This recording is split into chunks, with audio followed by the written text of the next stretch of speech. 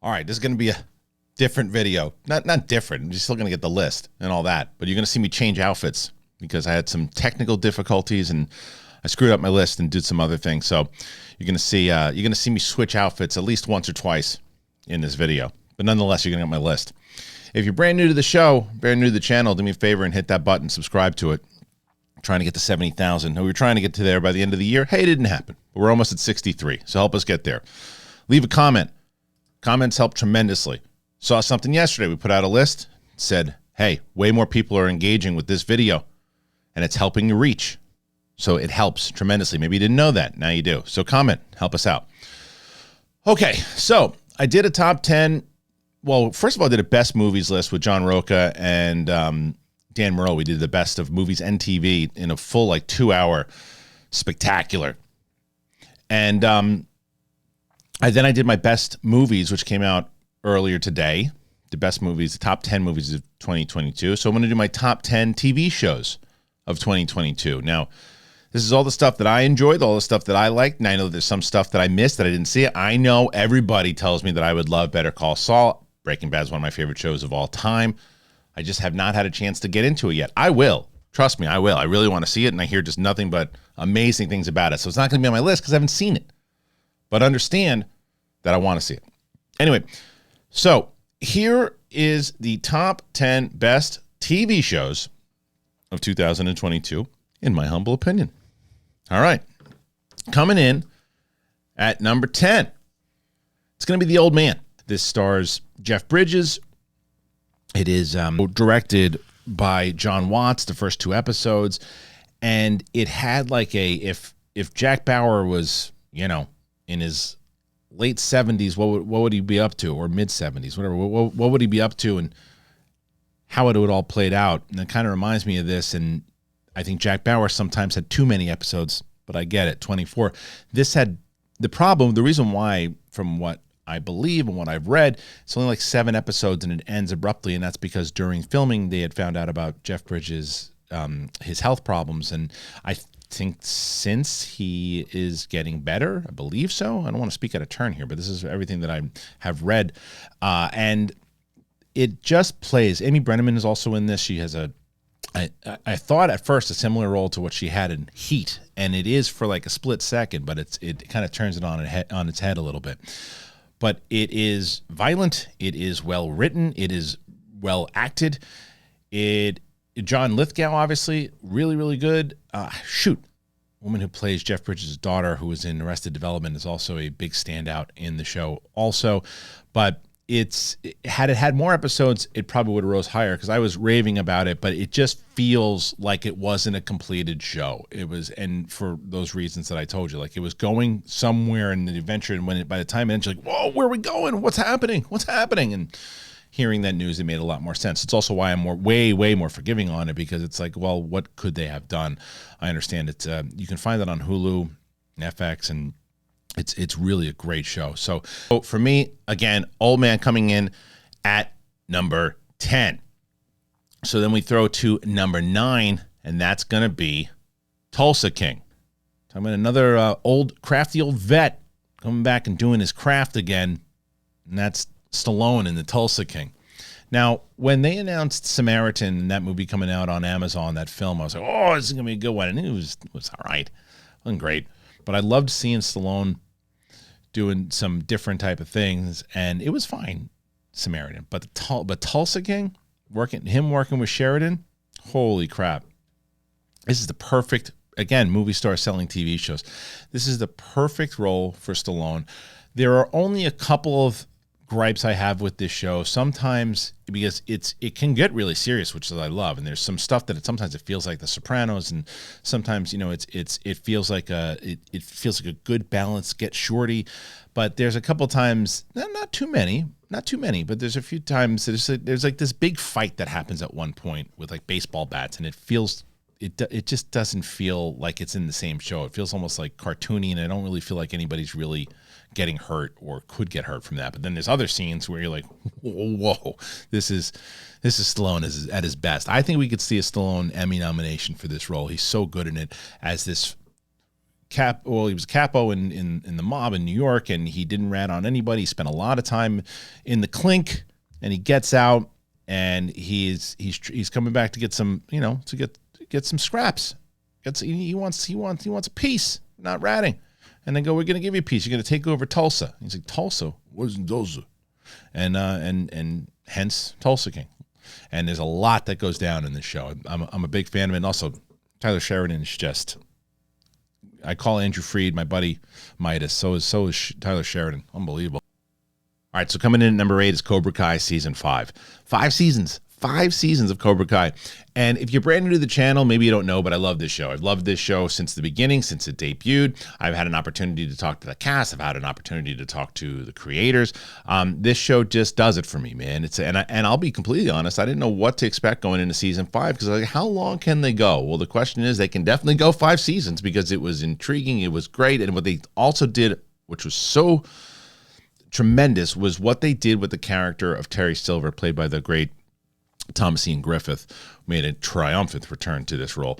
And I really, really, really thought that they developed it well. It started off, as I said, I'm like, okay, maybe we're going to get into a lot of familiar things we've seen, and then they just turn it on its head. And what they're able to do with old school characters, new characters, it's just a great feeling overall, and I laughed. And this is what's great about the show. It can be a comedy at times, it can be a drama at times. I think Ralph Macchio does some great stuff in this one as well. He always does great stuff, but I think you can see what great actor he is, and how great of an actor he's always been. He's leaned on more to show a lot of those dramatic skills in this season, and a lot of the kids, whether it's Miguel, Sam, Robbie, they all shine consistently, and their arcs don't stay in the same place that they did in the previous seasons. They evolve, and that's why I continue to like this show, and waiting for that Season 6 announcement. When's it coming out, man? When's it coming out? All right, so that was number 8, Cobra Kai, Season 5. Number 7, a show that I did, if before I had seen this movie, I don't know if I ever would have cared about the show. I'm talking about the Suicide Squad, and I'm talking about Peacemaker. Peacemaker, I was interested to see the show once I saw the Suicide Squad, because I've talked about it before that I was never really super on board with John Cena. I think he's a tremendous talent as far as his drive and everything that he's accomplished. He has earned, and he's put in so much hard work. He's gone off that mantra in general all of his life. And from everything that I hear, he's just a genuine human being. You root for people like that, but I was just never a massive fan. But cross that out now, because I am a massive fan, especially for what he's done on both the Suicide Squad, the character of Peacemaker. You're not really supposed to like him all the way through. So when they announced the TV show, I'm like, well, that's going to be interesting how they pull that off. How are they going to make you like this guy right away? They make you like him right away, and they James Gunn highlights John Cena's sense of humor, what he's able to do physically, and the crew in general. My standout entirely of the show is Freddie Stroma. I had an opportunity to interview Freddie Stroma, talk to him about the show, but he was the standout to me, because I didn't know, as Vigilante, I didn't know anything about him. The whole crew is spectacular. It's going to be a bummer, because I don't think that this show is going to continue because of everything happening at DC. And I, unfortunately, because of all the moves that were made, think that you can't continue it without a severe amount of blowback. Anyway, I love this show. I thought it was quirky. There was another show, people were like, well, wait a minute. If you haven't seen that show and you love this show, wait to see that show. We'll talk about that in just a moment. But loved Peacemaker, and that's why it's so high. Well, it's number 7. That's why I made the top 10. And number 6 is one that, as I mentioned in my movies, I don't think this is going to be on a lot of people's list at all.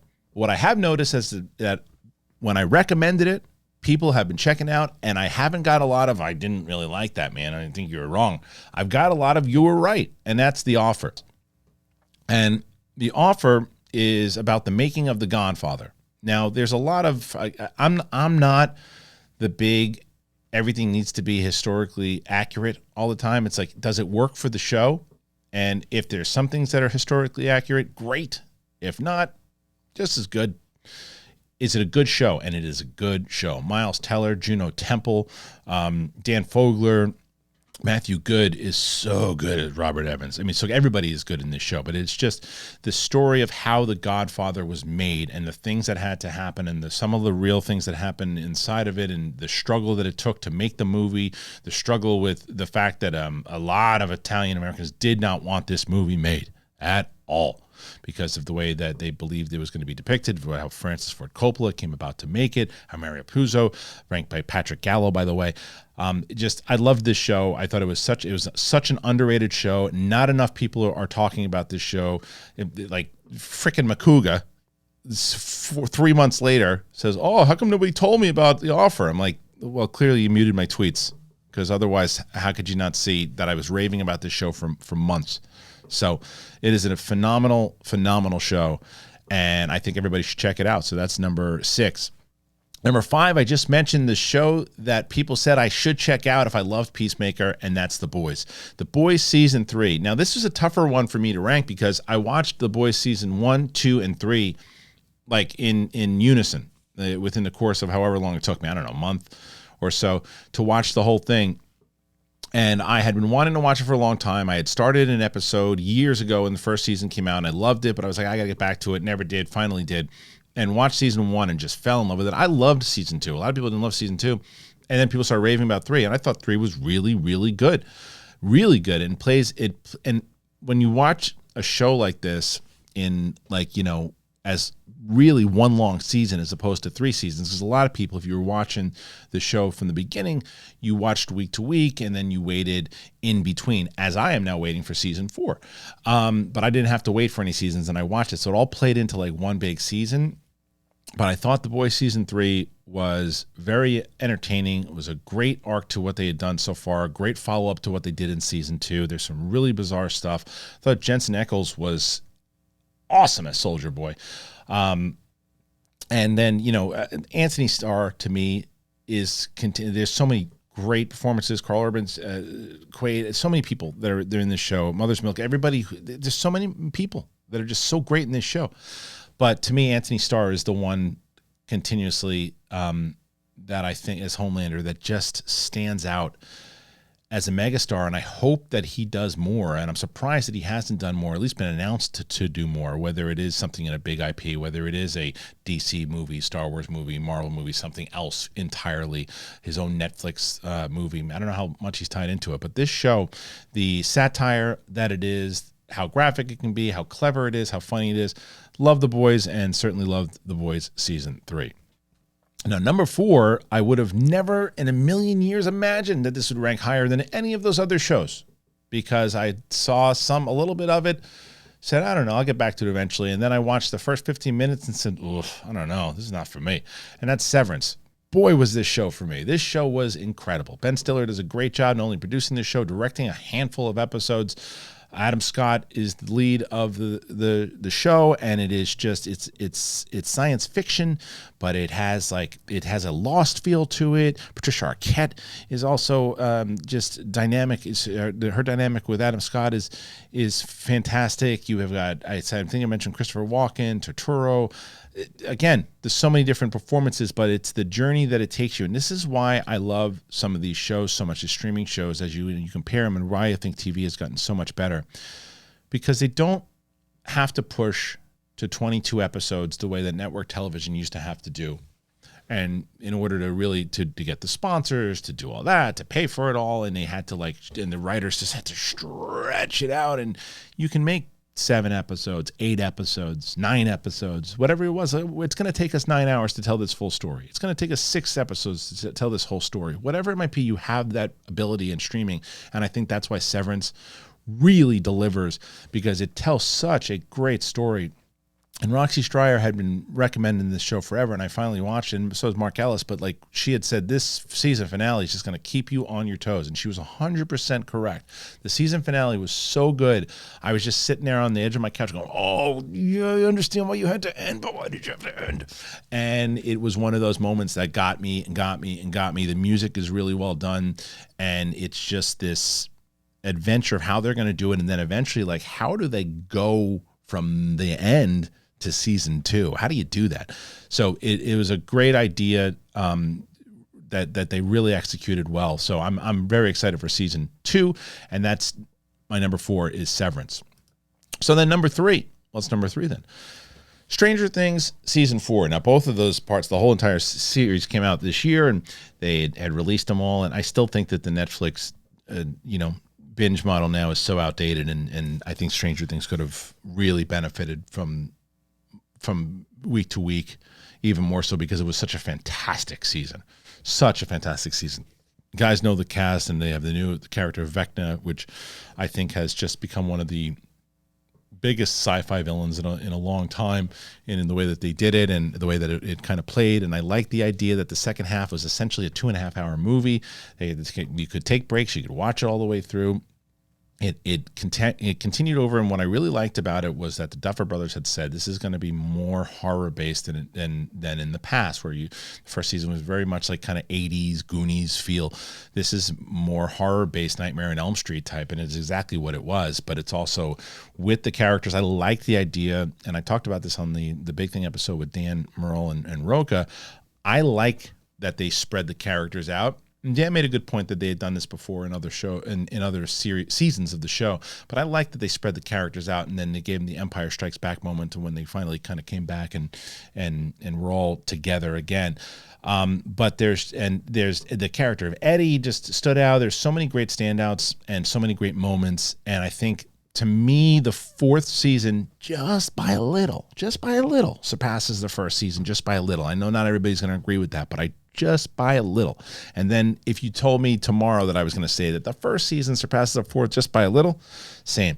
I think that the 3rd season is probably second best, then the 2nd season, but this season was just so good to kind of reinvent it and then get us into a place where we finally can end it in one big season. I hope Netflix rethinks it. I hope that Netflix says, let's do week to week. I think this show will have even more of an impact. I don't think they'll do it, but I think they should try it. So for me, that's why it lands at number 3. Now, number 2, that's going to be Andor. Andor was a series, as you know, if you've been following me, I have really, really thought that Star Wars has got something special with Andor. Now, this was a series that I did not know what to expect. When it was announced years ago, I said, what are they going to do with Cassian Andor? I said, the one thing that they really could do, that I hope that they do to make it somewhat interesting, is explore both the characters inside of the rebellion and the Empire. And like they do in the novels, that would be interesting. And that's exactly what they're doing. And Tony Gilroy is so brilliant, and Tony Gilroy is so well versed in detail.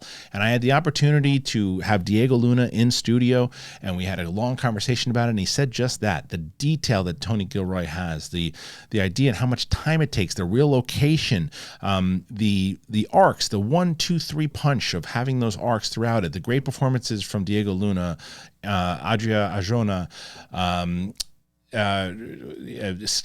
Skarsgård, so many people, Fiona Shaw, Andy Serkis, and the list goes on and on and on and on.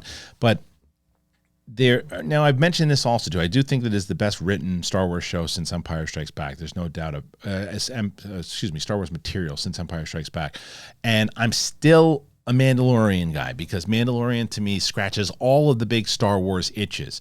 But this scratches a big Star Wars itch. And that's inside of that rebellion, Empire, all of it, how it plays, how it all got to the place where we know it today, and how it all began, the spark of the rebellion, if you will.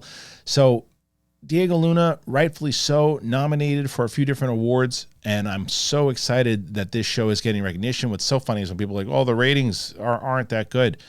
They started out slow. You forget how streaming works. It's not movies. When a movie bombs in the theater, or a movie doesn't do well in the theater, it starts because more stuff starts coming out. When you have a show that's critically acclaimed, and you're already subscribed to the service, I can't even tell you how many people keep hearing, Andor is that good? All right, I'll go watch it. Holy crap, it was really good. I can't even count how many times people have said that. I think of Dorina, who was convinced to say, really, the Star Wars hasn't been great. Watch it. All right, I'll go back and checked it out. My friend back home, who was like, is Andor really that good? Checks it out, watches it. That was not too long ago. So be careful before you just say the streaming takes a bit, and especially after award nominations and things like that. Where do you think a lot of the movies that didn't do very well eventually found voices for when they were on cable? And this is it's already there. All right, so number 1, House of the Dragon. It's the best show I've seen on television in a very long time. You talk about investment, you talk about detail, talk about just Matt Smith was really the only actor that I knew going into it, and I've always thought I've liked him. I think he is just an extraordinary talent. What he's able to do as Damon is just they could have went a particular way with him, but he's more complex than just your standard Game of Thrones character. Emma Darcy, who I didn't know a lot about, just both Emma Darcy and Millie Adcock playing Rhaenyra, and Patty Considine. Again, the list goes on and on. There's so many great characters, but I loved the idea that this particular show focused in on just this house and the politics surrounding the House of the Dragon. The Game of Thrones, no complaints. I like the series more than I think most, the entire series. But there's a lot of characters and a lot of things going on, and sometimes you can visit a full episode or two episodes and not even get to the people of a story that they set up a while ago, and you're like, okay, what's happened there? Let's go. This is that continuous thread, and sometimes the time jumps might have been a lot for a lot of people, but I liked it. I enjoyed it. I was on the edge of my seat for this show, week in, week out. Could not get enough of it. Was so bummed when it ended. It was one of those things where I did a reaction for it, and I've never done a trailer reaction or a episode reaction where I've been I'm not that guy, right? Like there are a lot of people out there just like jumping out of their, and I'm not saying it's not genuine or not. I'm just not that guy that's jumping out of their seats or like, no. This particular episode, I was slamming on my knee. I was holding my head. I was going, it was insane because that's what that show did to me. It really had a grip on me, and I loved it. So, hey, I'm in a different outfit again. Okay, so here is the list. That's my list. That's the overall list. And let me break it down once again. 10, The Old Man. That's on FX, Hulu. 9, Tulsa King. That is on Paramount Plus. 8, Cobra Kai. Find that on Netflix. 7, Peacemaker, HBO Max. 6, The Offer, Paramount Plus. 5, The Boys Season 3, Amazon. 4, Severance, Apple TV. 3, Stranger Things Season 4, Netflix. 2, Andor on Disney Plus. And number 1, House of the Dragon on HBO Max. Few that 1923 probably could have been there, and to be honest, it was in my original list, and I shifted some stuff around. It's only 2 episodes. I think if had it been more episodes, probably would be in there. Such a great show. Moon Knight, Ms. Marvel, Pam and Tommy, The Sandman, Wednesday. Those are just a few that I didn't get to that I enjoyed this year. So what about you? What's your list? As I mentioned in the beginning of the video, in this outfit, that when you comment, it helps tremendously. It helps engagement. It helps people find the channel. So please comment, tell me your list. I want to know exactly what you thought. And if there's some shows that I missed, I know Better Call Saul is going to be on there. I get it. So what should I watch? What did I miss? I know 1899 is one that I've been recommended because I love Dark so much. I'll probably get into that as well. So you see that little symbol? It says to comment. Do it. And once again, if you haven't already done it, do me a favor and subscribe to the channel. Almost there, man. Show a little class. Trying to get there. 70,000 subscribers. Not too far away. That's the road.